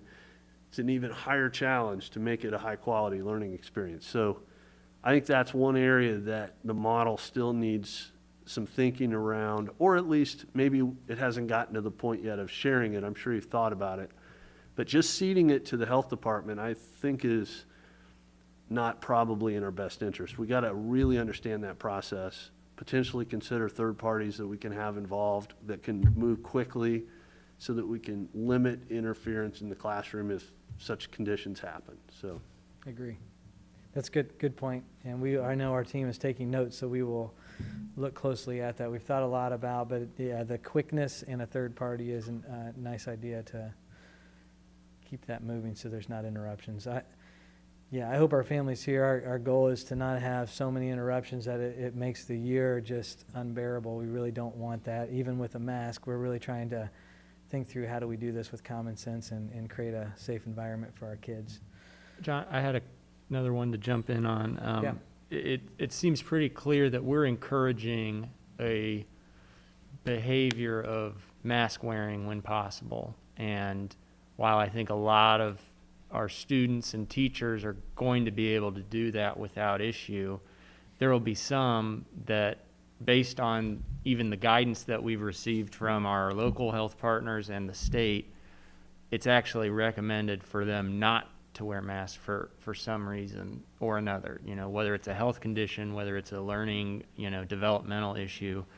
And when you consider that aspect with just some of the requirements that we're going to have, such as, kids wearing masks on buses, kids wearing masks in their classroom, kids wearing masks in the passing areas in the hallways. I'd like to hear just a little bit about how enforcement of this is going to, transpire, and how you expect to, I guess, combat some stigma to some of our kids that this is not going to just be a matter of, just wear the mask, because we're not doing this, all these things, mask is just a small piece of it. We've got the hand sanitizers, we've got the cleaning, we've got, the spacing of the classroom, we've got these different modalities of learning and options. The mask is something that people focus on, but like a lot of other things that we do, it's just one small piece of the greater picture. Mm-hmm. But it's still something that we're going to have a stigma attached to it, and we're going to have difficulties with enforcing it and compliance. So I just want to hear some, I guess, from the teacher, administration perspective, what does it look like to enforce this, and how are we going to do this equitably? Are we going to treat this, because we're not doing this because it's symbolic, it's something that we're doing out of health guidance, so there's a health risk involved, presumably. Are we going to treat this like, some other risk to students and come down with a sledgehammer? Or what are we doing there? Well, I hope that I never like to be in a straight compliance mode or posture where we're just trying to call kids out or call families out for not complying or doing these things. So I guess I would start by saying I hope we would use a healthy dose of common sense as we approach any of the mask wearing, and so that we can just be thoughtful in how we approach that generally with the guidance that we have. So if it's a strong recommendation from the governor, if it's an expectation, if it's a order that they're giving out to different counties, how do we make a decision locally to just say, okay, so if we know that it stops the spread of this, and that may help us to stay in school, then how can we talk about that with our kids in our classrooms in a way that this just wearing this today, I may personally not believe that this is something that's going to do anything for me or for you or for anybody else. But if I know that there's some science behind the fact that it slows down the chances or the risk that someone else might have, and that's a way for me to care for my classmate and care for my staff member and care for my community, and it's a caring act, then I would say that that would be a way that we would frame that so it builds a stigma or takes that stigma away, so you're not feeling like, well, you're wearing a mask because you believe this and you're not because you believe this. Now, also helping our students understand that there will be students that will most likely not have masks on. And there are probably really good, legitimate reasons why they don't have masks on. That is a reality that we're going to have. In my home alone, we have 4 kids. My 2 older boys, they know, they wear masks when they go into drug mart. I mean, they know, they got the routine down. They figured that out. They don't have to agree with it. They just know that that's the kind thing to do in our community because we're being asked to do that. And employees are doing that, so just support them. We're doing that as well through that process. My 3rd son, who's 10 years old, just turned 10, he doesn't understand the danger of running out in front of a car, let alone hold a mask on his face. So just like we talk to our kids about all kinds of different needs, and we celebrate the diversity of needs that we have in our classrooms in our district, it's that whole idea that we have empathy for others. And so if someone's not wearing that, there could be a really solid reason why they're not wearing that. It could be they may have asthma, and that may be really hard for them. They may have a texture concern. They may have, there could be a variety. They may not even understand how to keep that on their face for any given amount of time. So I think and that's why we have that orientation moment. That's why we have a beginning of the year where we're going a little slower pace to start the year, so that we can have those open conversations about, if this is a part of inclusive excellence, for example, that we're trying to be more inclusive and understand that there will be some with masks and some without, and there's a good reason for that, then that's a good chance for us to frame that through our culture guide and our expectations for people and how we treat each other, and how we may even have that conversation with someone. Hey, Miles, why don't you have a mask? Very quickly they'll understand that he might not understand that, in that conversation. So I don't know if that's what you're asking, is how we build and frame that. Our teachers are some of the most skilled people on earth in having these conversations with our kids from the smallest age. I mean, our teachers talk to our kids about empathy at such a young age and all the way through our buildings, and our students call us to that higher expectation in our high school and how we treat each other. So I'm not exactly sure what it will look like in every setting, but I do hope that I think there's a responsibility and a piece for parents as well as the adults in our building to have those conversations thoughtfully, and just to start to frame that now. I mean, we have time to frame that conversation and to be talking about that just like any other important topic in our world today. So and I don't think it's a surprise that when you go out, you see masks everywhere. If you go to Cincinnati, it's a requirement. You go to Dayton, it's a requirement. So why are we doing these things and having a little bit more of that conversation with our kids at home and at school? I think just to dovetail onto that, from watching your presentation tonight and from talking to you the last couple weeks, for better or for worse, the guidance that we have received from the Warren County Health Department, the Ohio Department of Health, Westchester Hospital doctors, other experts, other legislators and elected officials, has, whether it's been a requirement or an encouragement, the message is that we want people to wear masks. And the mechanism for encouraging that has ranged from, PSAs and ad campaigns to executive orders, as recently as today for 7 counties in Ohio that if you're anywhere in public, you need to wear a mask.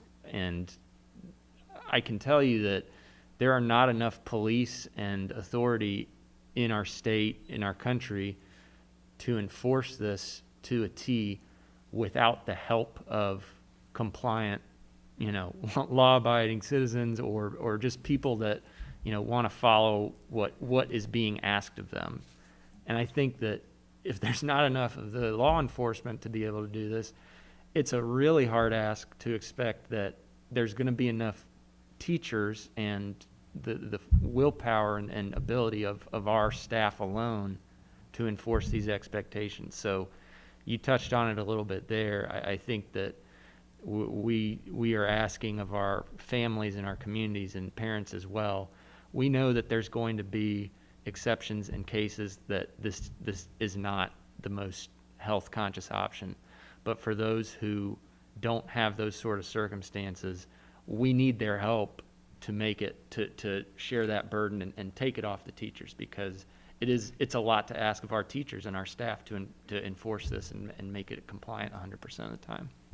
Yeah, that's a great point. It's going to take all of us. It won't be Jonathan Cooper that can enforce this. It won't be school board member, teacher, whoever. It will take all of us. And I really challenge people and encourage people, don't let this be a wedge between your relationships in our community. If that becomes a wedge, if a mask becomes a wedge in our community over those kind of debates, that's just, don't allow that to happen. Let's be bigger than that as a community, and let's take the higher road and figure out, let's have good, honest conversations about the why behind it and see how we can thoughtfully move in a direction that's good for our district and set an example for hundreds of other districts around the state and for hundreds of other communities, and show them why Mason is a destination district and how we do make decisions as a community. So we can't do it alone, and that's just the truth. And I don't know that we're going to be 100%, so I can't promise that to anybody. So if you're sitting there thinking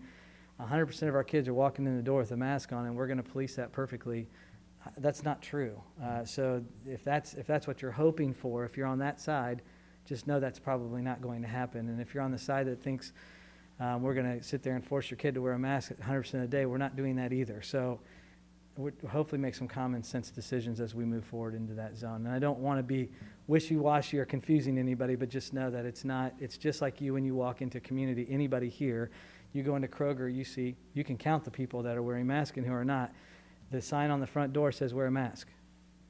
Not everybody does. I mean, but we're not going to go around and chase those people down. So it's part of that is hopefully we build a culture that begins to say, if this is what's best for all kids, then we're going to join together and be semi-inconvenienced and hot and sweaty at times, but I'll take breaks and take the mask off when it makes sense. So, Jonathan, let me just say that I'm, like we said many times, this is not any of our first options. None of us would have chosen any of this probably, right? But I just want to commend you and your team for the work that we've been doing the past 2 years to set our district up and our community up in a place of authenticity and empathy and relationship. And I think that as we go through this, I just really think that we're seeing the fruits of that work across the district with our staff, with our students, with our community, and with our parents.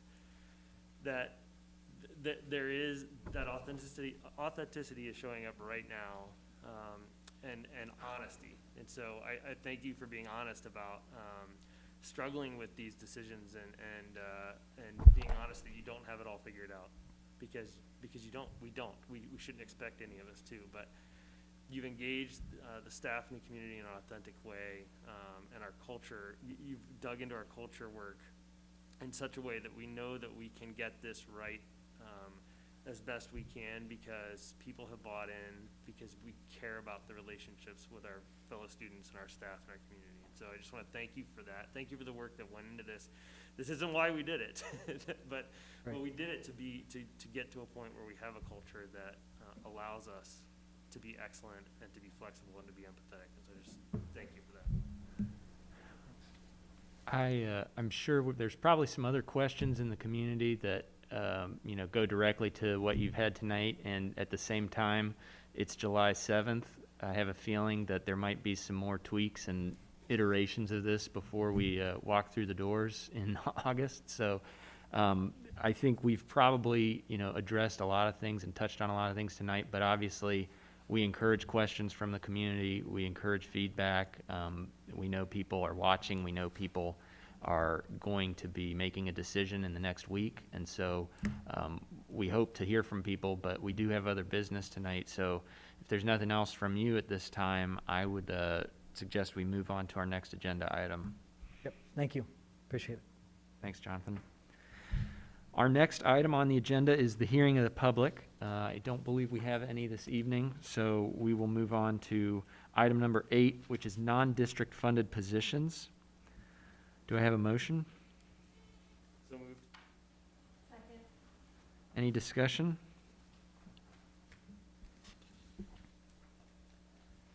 Sean? Mr. Wise? Yes. Mr. Steele? Yes. Mrs. Batchy? Mr. Galvin? Yes. 4-0. Item number 9, certified personnel superintendent's recommendations. Do I have a motion? So moved. Second. Any discussion? Welcome to our new teachers. Welcome. Hopefully this is hopefully this is a great experience for them, and it's not a long-lived one, and we get back to normal, so. I've met with all these teachers at some point in time, and they're a solid group. I'm excited to see them. So thanks for pointing that out. Excellent. Sean? Mr. Steele? Yes. Mrs. Batchy? Yes. Mr. Galvin? Yes. Mr. Wise? Yes. 4-0. Item number 10, job description superintendent's recommendation. Do I have a motion? So moved. Second. Any discussion? I just wanted to point out, this is a job description that we worked on.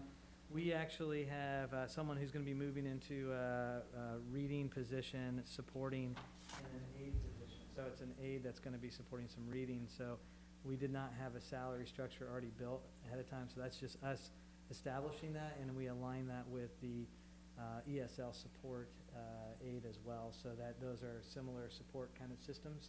And that's what we're just putting that on here so that we have that actually in our books. So we can work on hiring. Thanks. Tanya, is there anything you would add to this? Is that good? Okay. Thanks, Jonathan. Sean?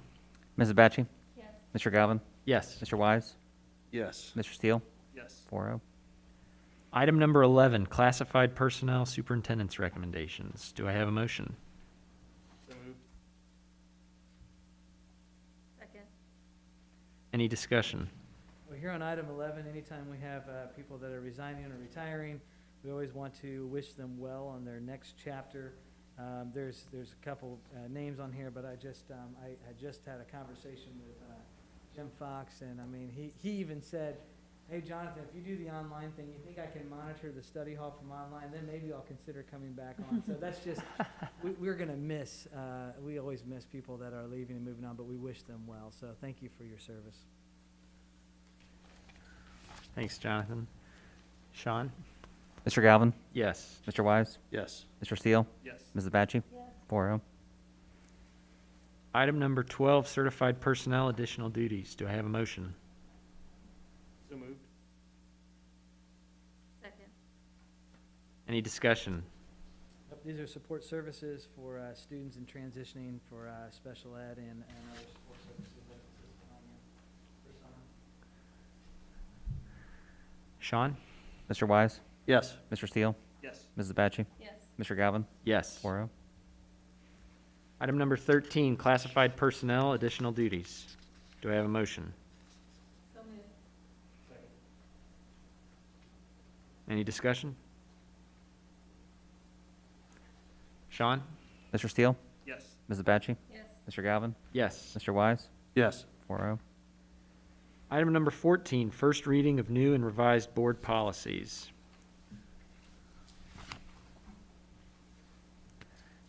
And I don't believe we move on this one, right? This is, You don't. So the process, again, just to remind people, the process of when we are a part of an organization that gives us recommendations on updating board policy on a quarterly basis. And so every quarter, we have our policy committee, which is comprised of board members and administrators, work through policy updates. Sometimes it's a law that's changed, and so we have to update language because of the law. Sometimes it's because of the circumstances, and they have us look through our policy with, like, COVID, for example, and how does that change your policy. Other times there might be employees, students, community members or board members that say, "Hey, I would like you to look closer at this policy." So, for example, like our discrimination policy is a good example. A couple of years ago that We had a group working with Tracy, and they said, we would love for you to look closer at that policy and the practices, and so we took that into consideration. And then we bring it, we work through that with our committee and our executive team, and then we bring it to the board for a first reading and for the public for a first reading. So there's nothing super exciting about anything that's showing up here. These are mostly updates because of some language changes. But you could click on those and read through some of the recommendations there and see some of the markings. And then if you had questions, to let us know. And then the second reading would be on a future board agenda that you would actually take a notice of. I know you know that, but I'm just sharing that in case there's a member of our public that's watching in and wondering, how does that whole policy business work? So a lot of work behind the scenes. Thanks, Jonathan. And I know we'll have a committee update later on, so we can touch on that as well there. But appreciate the work that you and the executive team do, kind of going through this and flagging things for the policy committee to review and propose here. So with that, next item is item number 15, action items, superintendent's recommendations. Do I have a motion? Second. Any discussion? I'd just like to highlight what is under this category. Oftentimes in this case, and you'll hear this in the facility update, but Todd Petrie and his crew brought forward recommendations for some service agreements with Train to keep our systems up and running for the HVAC, and also a replacement of a cooling tower at the high school that has aged and needs replaced so that we can provide air conditioning and other things for our staff and students, and air circulation appropriately. And then Johnson Control Services is also a part of that. Alpha Omega is a contract that continuing to work with custodial services coming in and supporting the work that we do to keep our buildings clean. And we have some additional cleaning protocols there that we're working with them on, so that's part of this collaboration with them and contract. And then the co-op purchasing, that's one that Sean might be able to speak to directly, but it puts us in eligibility. Yeah, so that actually, that allows us to join the Ohio Department of Administrative Services, which is where when we sign up for state term pricing with any type of equipment or anything we're purchasing, it basically allows us to be part of that consortium and save some dollars that way. Royalmont, parochial schools around us and private schools can dispose of items as they come through us, and they work through us on our board agendas. Hamilton County ESC Speech Services is item G on here. Those are, again, showing up in item H. There is a shift in the summer on price on that because of the pay rate for Hamilton County ESC, so that's why there's two on there showing that change in the service there, in the price. And then the gap conversion, I think Sean again. Yep, that one's mine as well. Gap conversion, this is a contract with the Local Government Services Division of the Auditor State's Office to provide our gap and CAFR services. CAFR is our comprehensive annual financial report. So this will allow them to prepare that for our fiscal year 20. Just a quick check. Can these mics, are these mics coming through on the audio? Okay, because Sean sounds like Darth Vader through his, and maybe it's the black mask and the topic. But as we get into the end of the meeting, I want to make sure everybody's heard. So that's good. Well, I will speak up a little bit. So the last item on the agenda for under this section is the school calendar that we mentioned earlier in the earlier presentation. Basically, a staggered start, so that we can set up the year and hopefully set ourselves up for success. Thanks, Sean and Jonathan. Any further discussion? I'll note on item A, this is maybe the first time we've seen a contract appear that didn't list Western Row. I think that's noteworthy. I mean, it's kind of hard to things get lost in the shuffle, but this is our first school year where we don't have responsibility for the physical building of Western Road. That's now under the control and responsibility of the Warren County ESC. So just wanted to point that out, that's happening in real life now.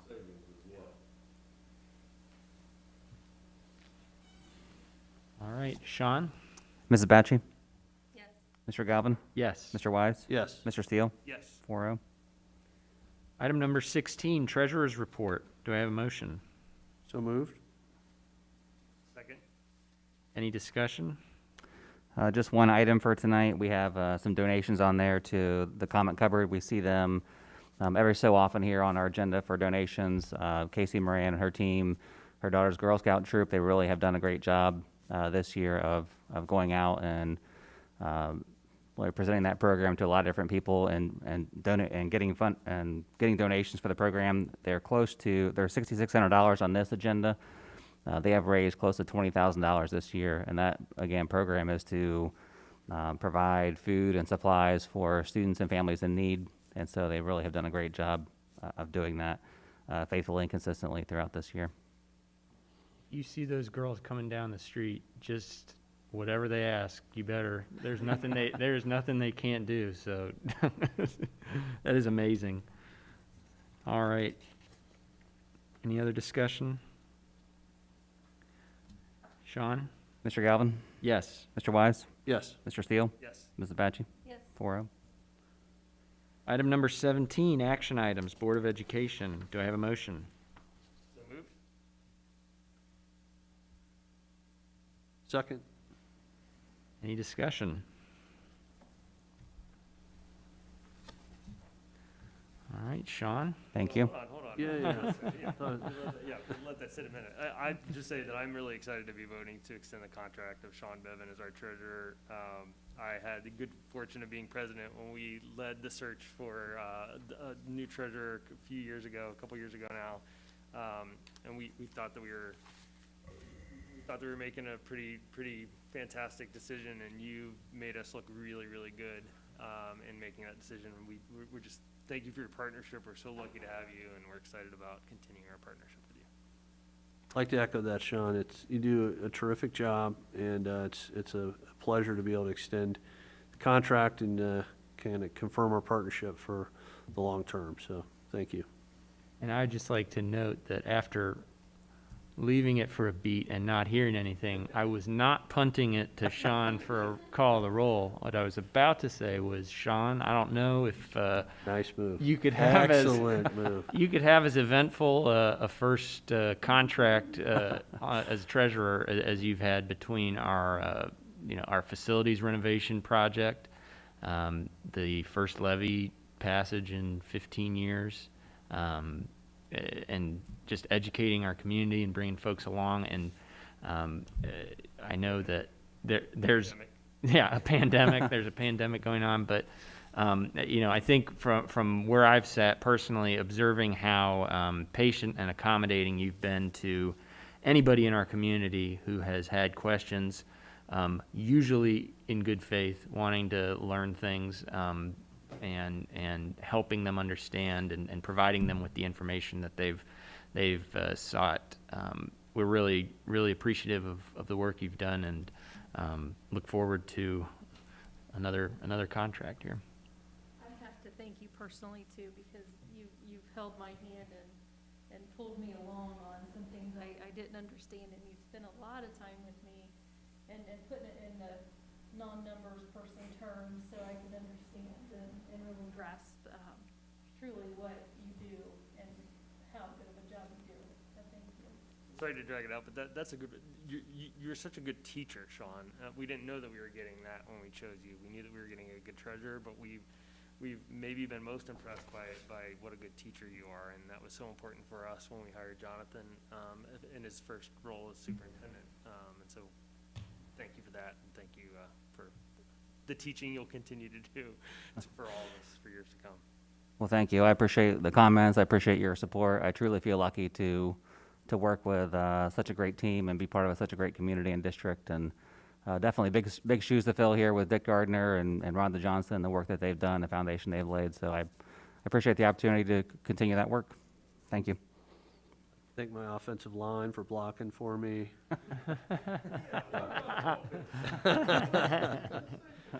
Thanks, Sean. That's good comments. All right. Now, Sean, would you call the roll, please? Mr. Wise? Yes. Mr. Steele? Yes. Mrs. Batchy? Yes. Mr. Galvin? Yes. 4-0. Item number 18, committee reports. We had a finance committee meeting on June 29th. Yeah, I'll hit finance quickly. It was just an opportunity to review our property and casualty insurance and our healthcare insurance going forward. Sean's done a great job of outlining for that. We'll have some things in the future, I think, related to that. But I think that's the covering of 2 finance committee meetings, but maybe we already talked the property casualty. But anyway, well done on that, and those were the 2 topics. Yep. Policy committee, July 2nd. We met, appreciate again, echo the thanks to Jonathan, the executive team that looked at the policies that we've got and recommended updates where appropriate. Those are now, available for the public to review and go through and provide any feedback, ask any questions that they'd like before our next meeting. So. And I'd just add, the process is so good, and I always want you all to know that we appreciate that, so that we can engage productively in a short committee meeting. But I also want everybody that works on that to know that we start with a bias of not accepting just policies that come at us. So when we read them or review them, we're counting on your input, your thinking. And if you feel that this is not necessary, it's comforting to see that in the comments. Don't need this at this time. So if you're ever weighing that, wondering, how much support you'll have from us, I think that's generally where we start. Is we're comfortable with our current policies. What's the reason for adding or changing? And the process really helps us look at just those changes, as opposed to starting over every time, which I can't imagine how any school board member can be helpful in that process. So, absolutely. Item number 19, legislative update. The only update I have is that the General Assembly they're on recess over the rest of the summer, coming back in the fall. I think I mentioned at our last meeting that there was a bill that was passed to cover many of the things that we have going on forward with the pandemic. I mentioned that during my policy remarks earlier, that bill allows us to be a little bit more flexible with some of our scheduling, assessments, teacher evaluation, some of those different pieces. And so that's a part of what's been going on. And our local legislators have been great advocates on our behalf, just basically voicing what we need at the state level. So I want to always give them credit for that, and we will continue to monitor. There's a couple loose bills that are hanging out there that we're just continuing to watch. We anticipate seeing more action on those in August. Thanks, Jonathan. Item number 20, administrator commentary. The only administrator commentary we have, I'll speak on behalf of our team. One, grateful for the dialogue and the open and honest conversation about kind of our steps moving forward and what that looks like, and I would encourage that to continue to invite people to engage, whether it's board members or community members, to help us think that through. But also, I think our whole team would say, just so grateful to work with a treasurer who knows what he's doing. He's confident, he's humble. He does teach us a lot. We know most of the things. We're very confident. When we go to Sean, he always has good, thoughtful answers, and then he'll teach us all the way through that concept. And so to watch him guide our whole team through a levy campaign and everything else, we're just really grateful to serve with you, Sean. And I don't just say that. We're really grateful to serve with you. And we do love the Darth Vader voice as well. So that may be a new nickname. I don't know. So thank you, Sean. We appreciate it. Thank you, appreciate that.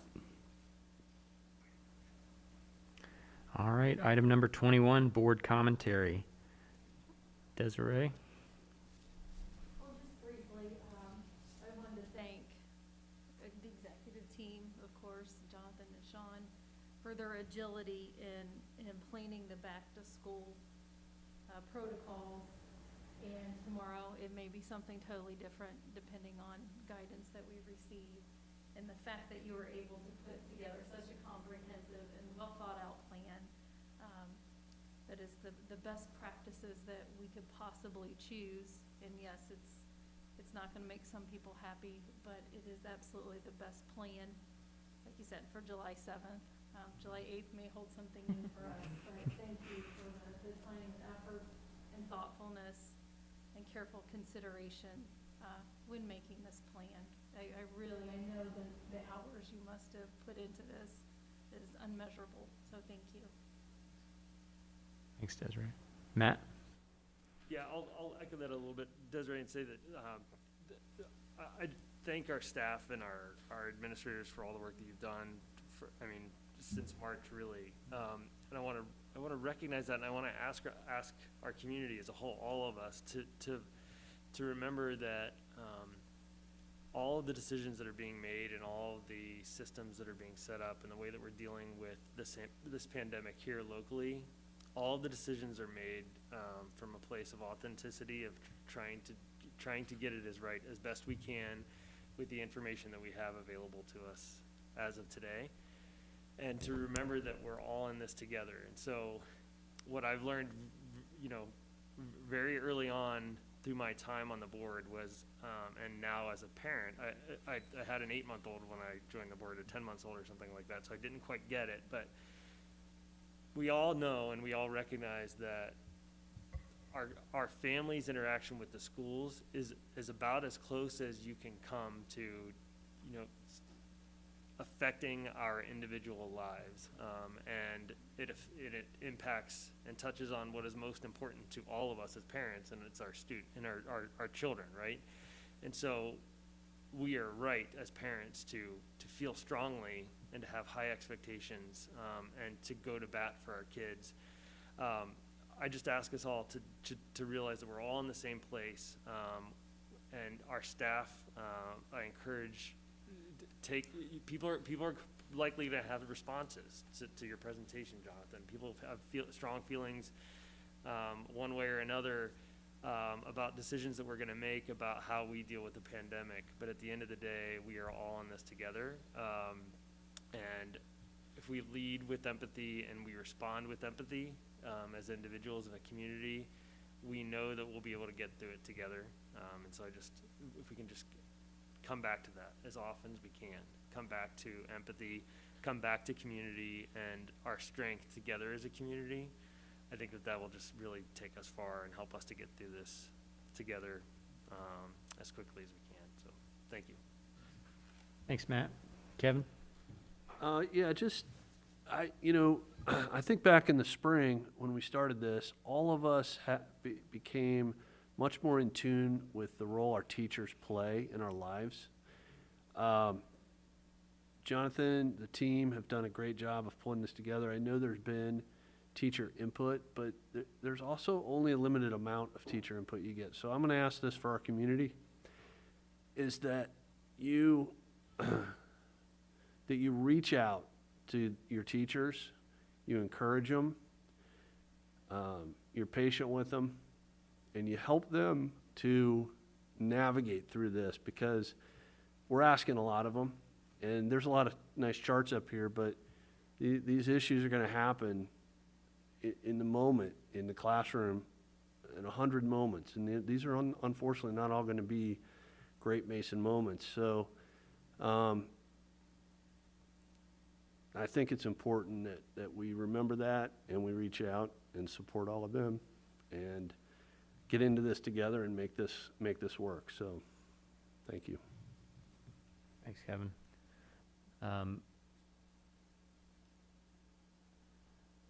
We know we're going to stumble going into this year. We don't have any delusion that this is going to be perfect, ignition launch sequence. There's going to be things that happen along the way that we did not anticipate and couldn't foresee.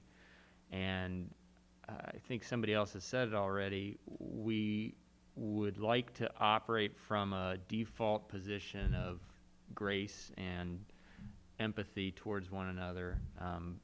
Nobody's trying to make a plan or force, restrictions on anybody to win something. You know, nobody's trying to win an argument or a debate.